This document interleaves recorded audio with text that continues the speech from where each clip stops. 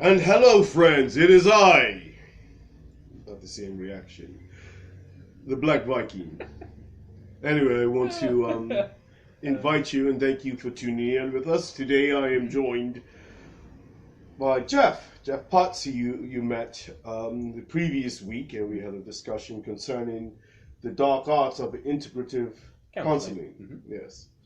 I have to tell you that after the chat that we had, I went away with some of the thoughts, and I rewatched the video, and there was a particular point that you had arrived at that caused me to think a bit more, and to I wouldn't use the term ruminate, but you know, I paused a bit, you know, when I re-listened to the episode, because you had mentioned about how it is okay, and I would not argue that it is not okay for when you get lost at the end of the exploration, or not the end of exploration, but you're exploring your feelings / emotions, and you come to this point when I think actually one of the other phrases you used was that it gets blurry. Dark or blurry, or there's a lack of understanding, self-understanding there at the end of the thought, And then you worked your way down that path a little bit more, and you mentioned about being able to resolve the the particular your set of emotions. So how exactly does or how do you apply resolve to that? What does that mean? I think people so using the counselling sense, but when someone is looking for an answer. When someone enters the counselling room, for example, they're entering the room because they're aware that something is wrong with something that is going on with them. So either there's a feeling that they can't control, there's a feeling that they don't understand, they're feeling certain things that aren't normally them, so they're feeling depressed or anxious or something's getting to them, and they're unaware of what that is. They're getting a sensation or a feeling, but they're entering the room as it were blind. And I have this all the time when someone enters the room and they go, well, I know I'm here and I'm having all of these feelings. And it's only when you dig a little bit then you actually begin to unlayer some of the issues that they might be having. So if having resolution is a target, or having this thing resolved, I mean, does it simply mean that one goes back to feeling normal, or that one has acquired a skill to attend to an emotion that that they're completely unfamiliar with? Sure. Well, I think normal's a very difficult word to use. I always use that with like the finger marks, because actually normal isn't a thing that's a standard. Because what my normal is, what your normal is. Right, okay. So, well, I'm saying they're normal then. So say they're not. Well, I think it's very difficult because one of the things that what you're trying to do, you are attempting to change. So there's this feeling, emotion that you're not able to conquer for whatever reason, and that by shifting your way of thinking, the way that you're doing things, you begin to cope better and are able to push through whatever this thing that you're attempting to conquer. And actually, it's very hard to change when you become. It's very hard to go back to normal, your normal, when you're becoming aware of the things that you are doing. Because actually, when you're aware of them, how do you possibly then, you can't, unless you're in denial, it's very hard to then become unaware of them. One of the sticking points for me with regards to just dealing with issues generally is the idea when we make a decision, what is the benefit? All right? And I mean, is it important for anyone to recognize, and this question might answer itself, but is it important for anyone to recognize the benefit of their suffering? Is it important for people to, if someone loses a child, if a woman loses her child, I don't know how it is, we try to invite, we give them an invitation, or you give them an invitation to comfort somehow, to deal with the loss of a child. I'm not certain what the actual overall benefit is for the person to feel the term better. Look, at this moment, I am lost to find that language that would that helps me along this particular path. Yeah. Because if a woman is completely distraught, having lost her child, I did watch that section and I attached it to the video about sympathy and empathy. Oh yes, Joe. And certainly, you know, I want to find the value, the absolute value of empathy. You know, how does it actually help to solve such an issue if a mother loses a child? I mean, what is a good resolution for her? Well, I think the thing that you can't see it as is a benefit or a cost, because it's not a benefit cost evaluation, and there isn't an element of trying to think how to explain it. So there isn't the benefit of getting better per se, in the sense of getting better. I think that the difference, because when you look at physical healing is you're injured, you get better, so you'll go back to normal. So you break your leg, you fix the leg, you walk back to normal. You do physiotherapy, and then you're able to walk or run in the way that you did. Hopefully, yeah. I think the thing with emotional and mental well-being is the fact is that sometimes better means that isn't the fact that it is resolved as per se, in terms of you are not better, but you are better able to cope with the suffering that you are experiencing. And that the fact is that sometimes it's about coping with the emotions that you're dealing with rather than having them overwhelm you. Because most people, I think, do enter the room overwhelmed. Yeah. They feel as if this situation is overwhelming them, they're not able to cope, they see no resolution, they don't see how they can help themselves. And that's the thing, is how can I help them recognise where they can help themselves? I'm not a doctor, I don't prescribe anything.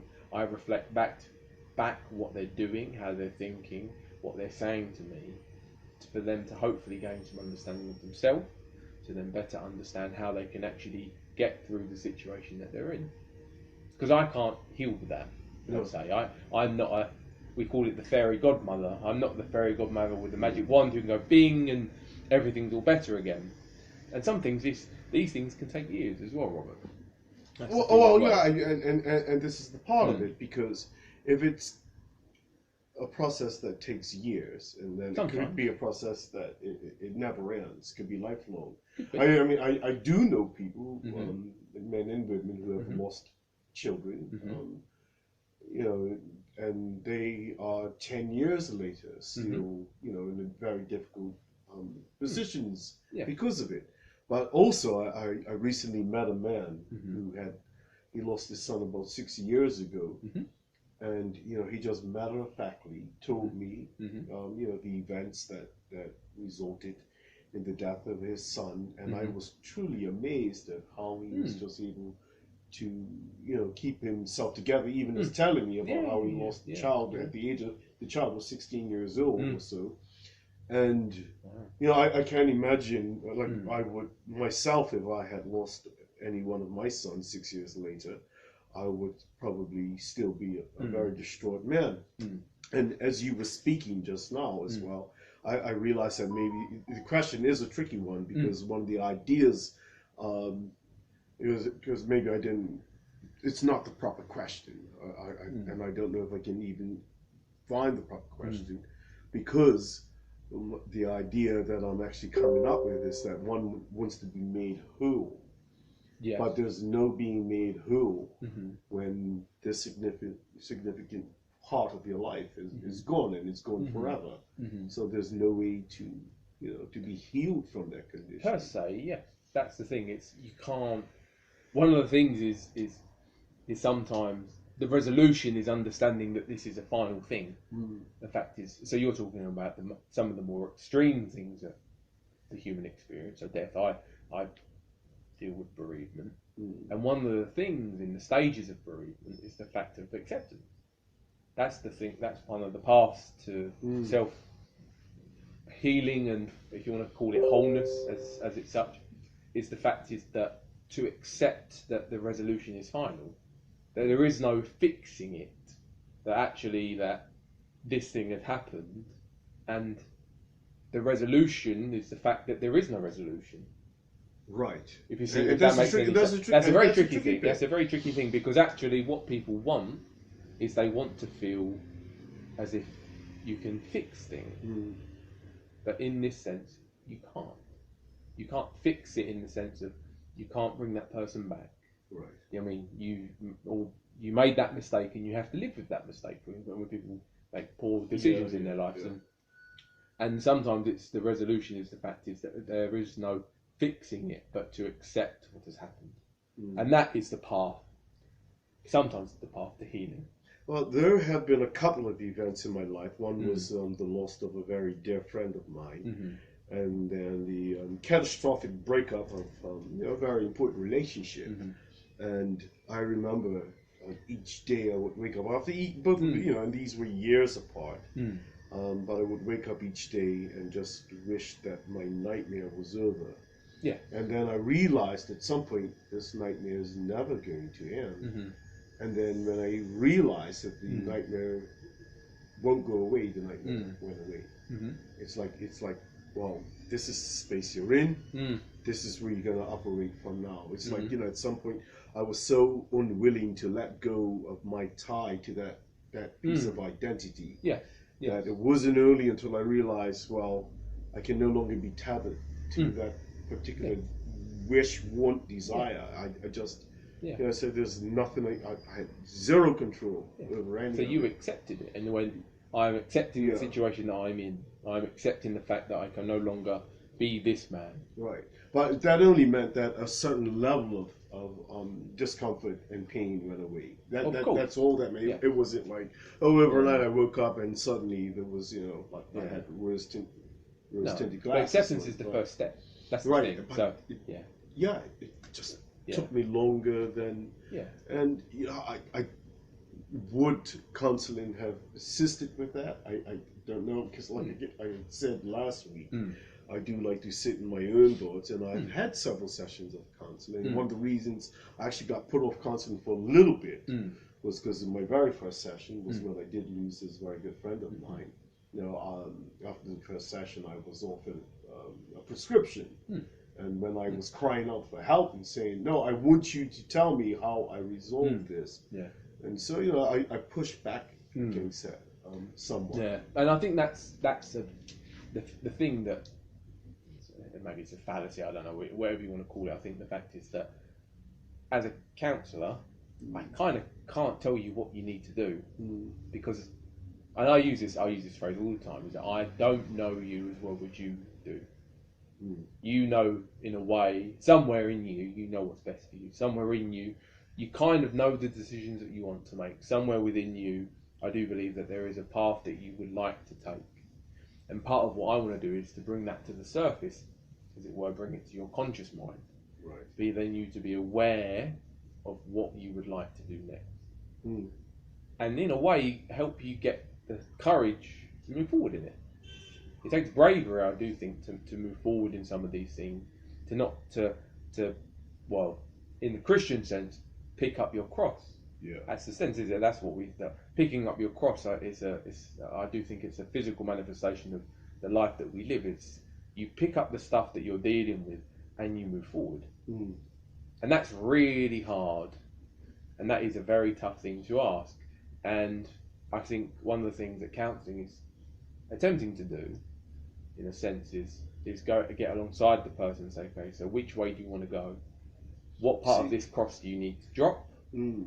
What part of this cross are you carrying? See, that's it. You don't get to drop the cross. You get to drop some of it because, well, the end point of carrying your cross is what?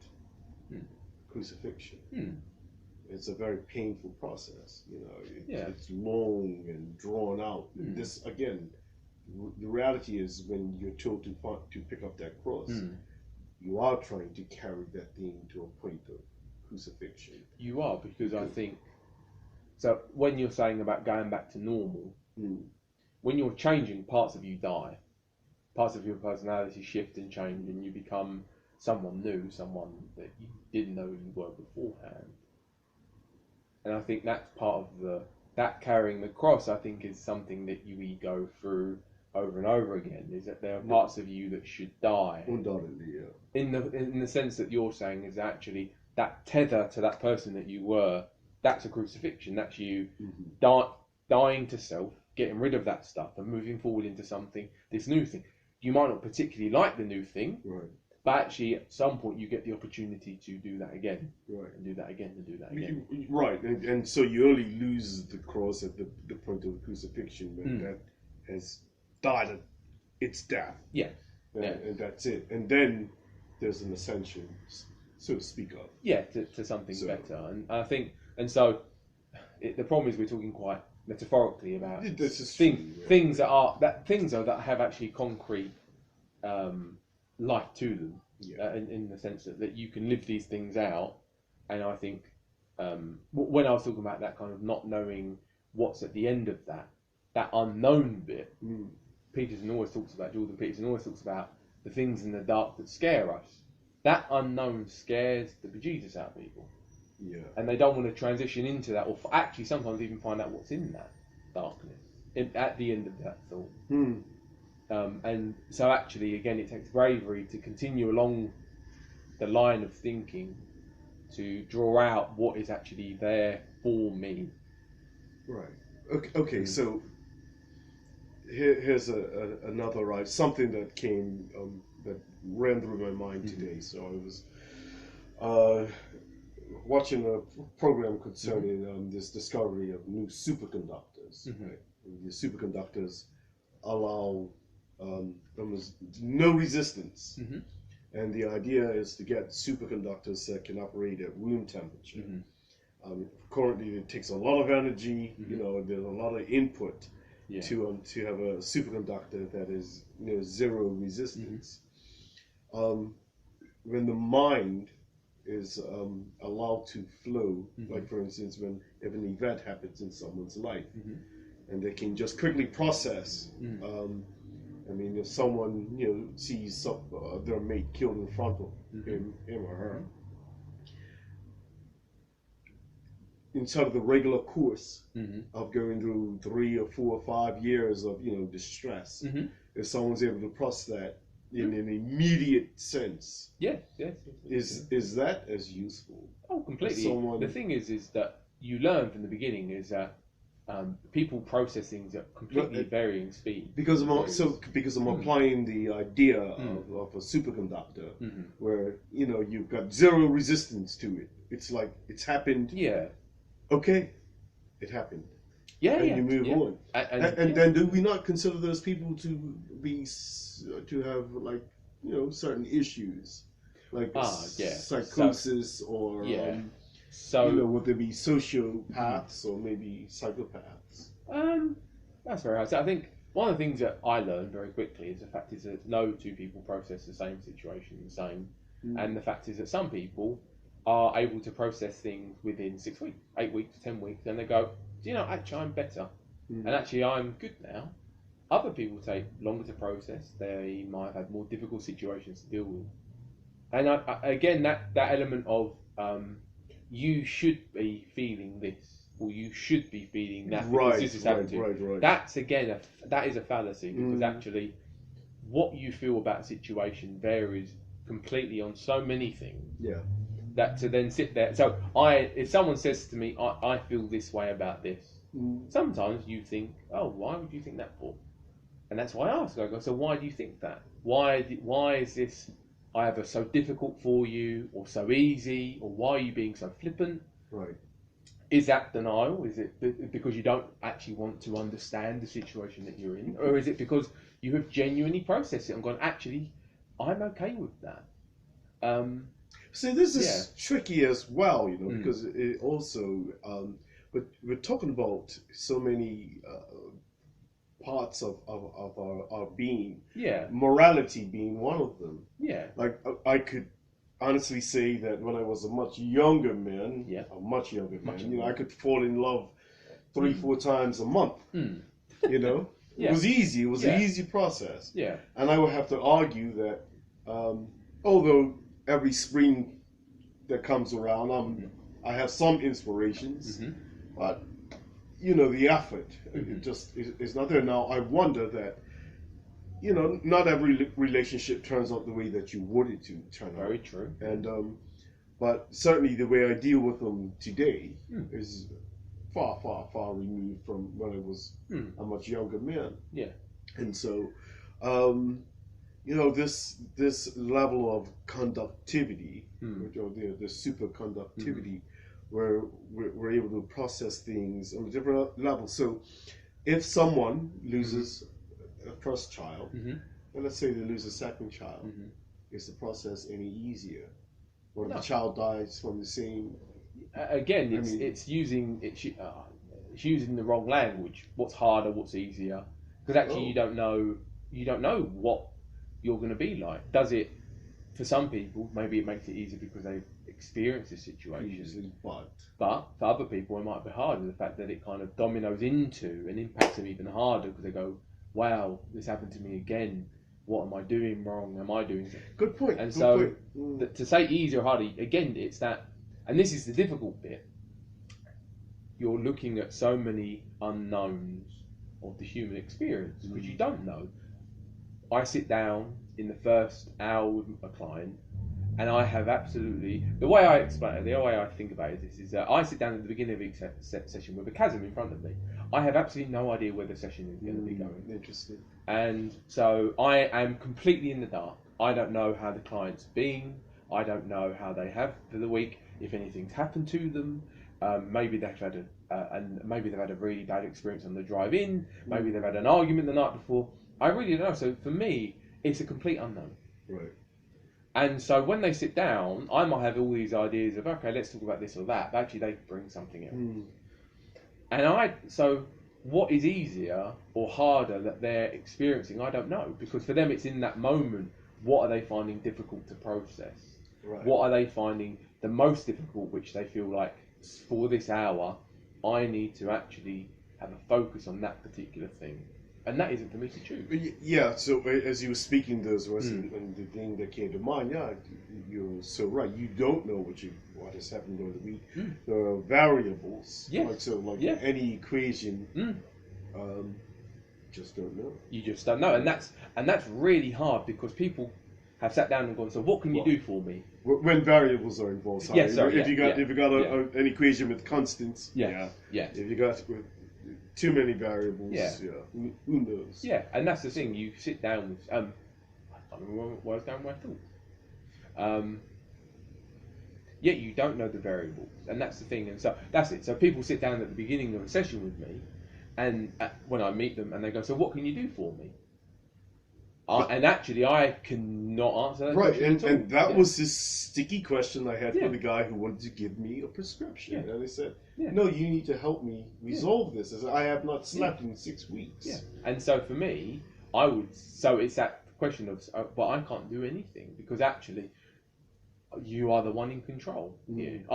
I can guide you and prompt you and all of that stuff. And actually, number one, that's very... So the thing that they always say in the training is do not give advice.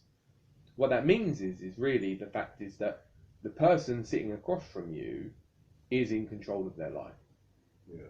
They are the driving force of the experience that they are having, which I can only, using empathy, empathy is the idea of getting as close as possible to the person, as close as I can to experiencing what they are, but I still can't see it through their eyes.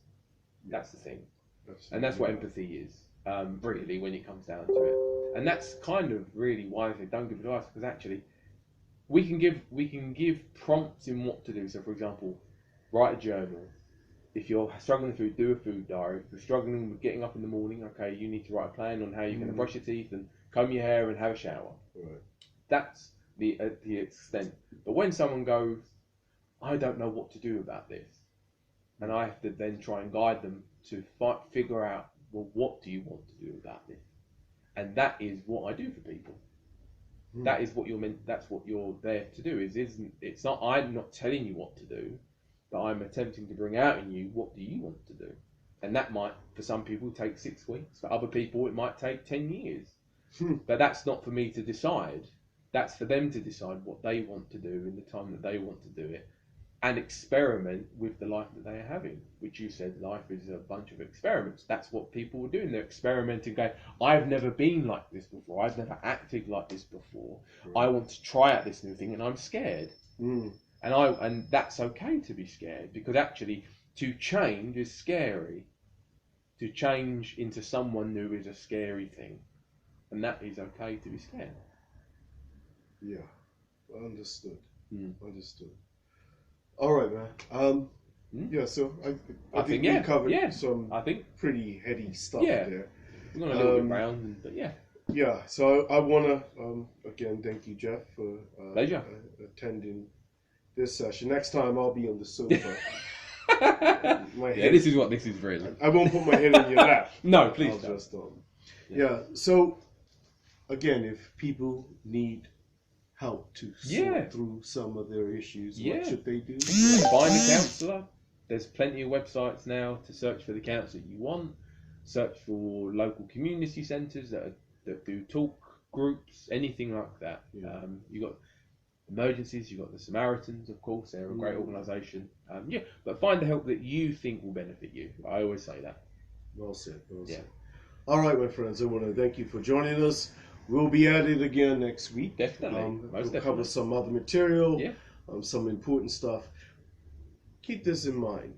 If you're still kicking, you're still in it. Check you later. Thanks, Geoff. I'll do that because I'm not just wearing these because I'm super cool. That's probably... Oh, wow, we've gone very far over.